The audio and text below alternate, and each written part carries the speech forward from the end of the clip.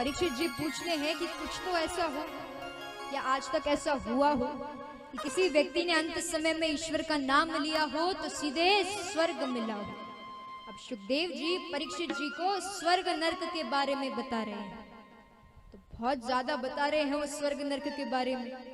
तो परीक्षित जी थोड़ा डर जाते हैं, कहते हैं महाराज अब मत बताओ स्वर्ग नरक के बारे में। सुखदेव जी हंस करके कहते हैं क्यों? अरे इसमें डरने वाली कौन सी बात है? अरे स्वर्ग और नरक भी ईश्वर ने हमारी भलाई के लिए बनाए हैं। कहते हैं कैसे? तो सुखदेव जी कहते हैं अब मान लीजिए वो धोबी घाट है। परीक्षित जी कहते हैं धोबी घाट कैसे हुए?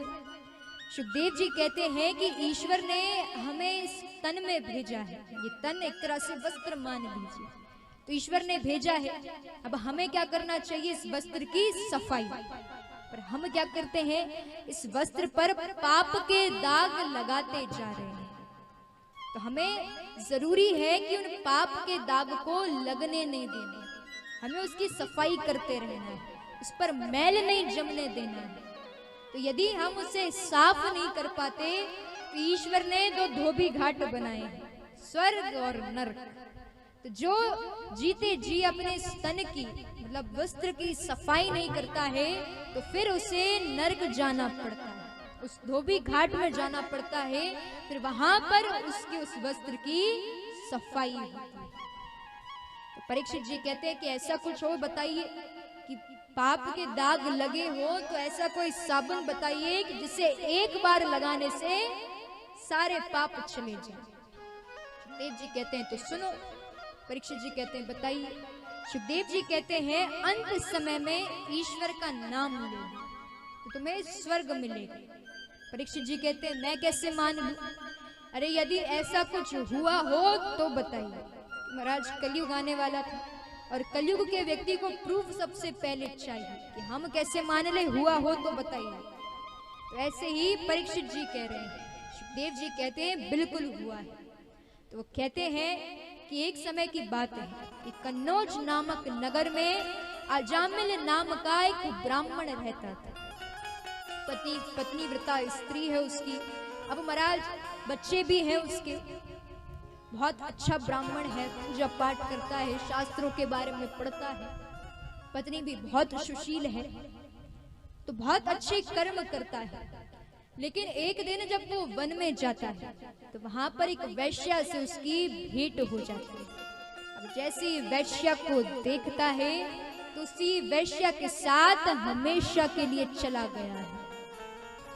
अब महाराज ये देख करके जो अजामिल की पत्नी थी बड़ी दुखी होती है। देखिए एक पत्नी हर दुख सहन कर सकती पर ये दुख कभी नहीं सहन कर पाती, तो इसलिए अजामिल की जो पत्नी है वो दुखी होती है।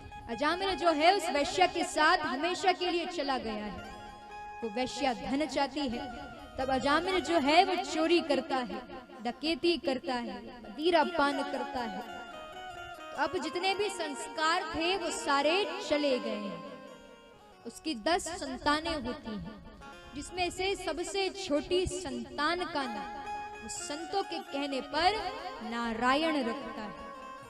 अब महाराज नारायण से काफी लगाव है, मतलब हर बच्चे से लगाव है पर नारायण से कुछ ज्यादा ही लगाव है।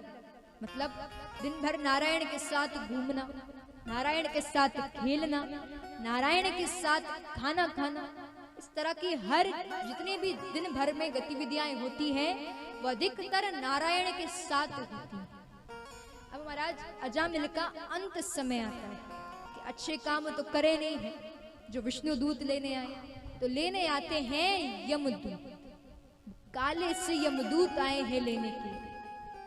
तो अब अजामिल देखता है कि कोई मुझे ले जा रहा है, तब वो जोरों से चिल्लाने लगता है, दोनों हाथ ऊपर करके कि नारायण मुझे बचाओ, अरे नारायण मेरी रक्षा करो। जब बार बार कहता है तब विष्णु दूत दौड़े दौड़े आते हैं, कहते हैं आप इसे नहीं ले जा सकते। तो यमदूत कहते हैं क्यों नहीं ले जा सकते? तो विष्णु दूत कहते हैं इसने अंत समय में नारायण का नाम लिया है और वो नारायण हमारे ईश्वर है, परम पिता परमेश्वर है। महाराज यमदूत कहते हैं कि देखिए इस व्यक्ति ने जीवन भर केवल पाप करे हैं, कोई अच्छे कर्म नहीं करे जो आप इसे लेने के लिए आ गए। और रही बात नारायण के नाम की, तो इसने आपके प्रभु नारायण का नाम नहीं लिया है, इसने अपने पुत्र नारायण का नाम लिया है। ये सुनकर के विष्णुदूत कहते हैं कि देखिए, इसके पुत्र का नाम तो कुछ वर्ष पहले पड़ा होगा, पर हमारे प्रभु का नाम बहुत पहले से है, शुरू से उनका नाम चला आ रहा है नारायण। अब यमदूत बार बार कह रहे हैं, कह रहे नहीं, इसने तो अपने पुत्र का नाम लिया है। विष्णुदूत कहते हैं बात बस इतनी है कि इसने नारायण का नाम लिया है, और हमारे प्रभु ने हमें आदेश दे रखा है कि जो भी अंत समय में उनका नाम ले लेगा वो सीधे स्वर्ग जाएगा। महाराज अजामिल सब खड़े होकर के देख रहा है, तब विष्णुदूत और यमदूत के बीच में लड़ाई होने लगती है। तब विष्णुदूत क्रोध में आते हैं, सुदर्शन चक्र निकालते हैं, तब यमदूत भयभीत होते हैं और वहां से चले जाते हैं। अब यमदूत जो है वो यमराज के पास जाते हैं, यमराज से कहते हैं कि ये कैसी बात हुई, अरे हम उस अजामिल को लेने गए थे, जीवन भर पाप करे और अंत समय में नारायण का नाम ले लिया तो विष्णुदूत चले आए, और नारायण का नाम लिया तो वो नारायण उसका पुत्र है, अपने पुत्र का नाम ले रहा था। अरे विष्णुदूत आकर के कहते हैं कि हमारे भगवान का नाम लिया है, तो ये तो गलत है। महाराज यमराज कहते हैं कि देखिए, मुझे ये कार्य दिया गया है कि मैं लोगों के कर्मों के द्वारा उन्हें स्वर्ग या नरक दूं, पर मुझसे ऊपर भी कोई है, वो है ईश्वर भगवान, और यदि उन्होंने आदेश दिए हैं तो हमारा कर्तव्य बनता है कि उनका हम पालन करें। महाराज यमदूत कह रहे हैं पर यह तो गलत है कि व्यक्ति जीवन भर कुछ भी करे और अंत समय में यदि ईश्वर का नाम ले ले तो सीधे स्वर्ग चला जाए। यमराज कहते हैं कि देखो, वो ईश्वर की महिमा है, उसे कोई नहीं समझ पाया है। यमदूत कहते हैं कैसी महिमा है उनकी, तो यमराज कहते हैं उनकी महिमा इस तरह की है कि उनको खुद को नहीं पता है कि कितनी बड़ी है उनकी महिमा।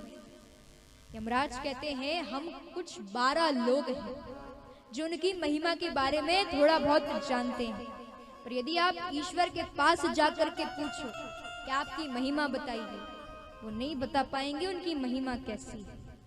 तो यमराज कहते हैं हम 12 लोग हैं जो ईश्वर की महिमा के बारे में कुछ ना कुछ जानते हैं, इसलिए महाराज श्रीमद् भागवत में भी 12 स्कंद हैं और 12 अक्षर मंत्र का भी बड़ा महत्व बताया गया है, क्योंकि ये जो 12 भगवान हैं वो ईश्वर के बारे में कुछ ना कुछ जानते हैं, तो इसलिए श्रीमद् भागवत में भी 12 स्कंद हैं, इनका बड़ा महत्व बताया गया है।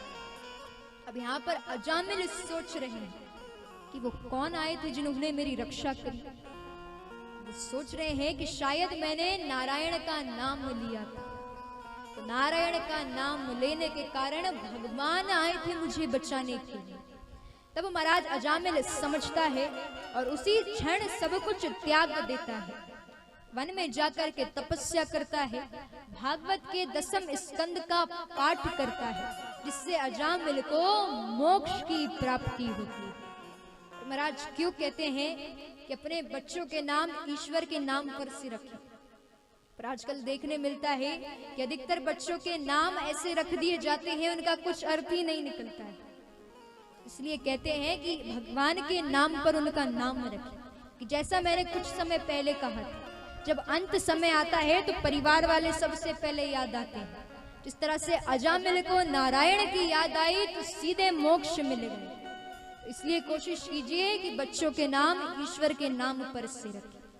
तो महाराज परीक्षित जी को सुखदेव जी कहते हैं कि देखिए, इस तरह से यदि कोई भी अंत समय में ईश्वर का नाम अपने मुख से लेता है तो सीधे मोक्ष मिलता है।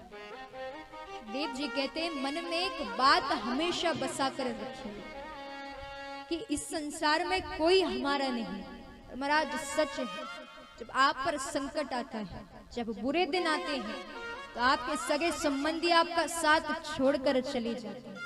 आप अकेले होते हैं उस समय, कोई साथ नहीं होता है। इस संसार में कोई आपका नहीं है। यदि कोई है तो वो है ईश्वर, परम पिता परमेश्वर। वो आपके थे, आपके हैं और आपके ही रहेंगे। ये भाव अपने मन में बसा लीजिए कि हम भी ईश्वर के थे, ईश्वर के हैं और उन्हीं के रहेंगे।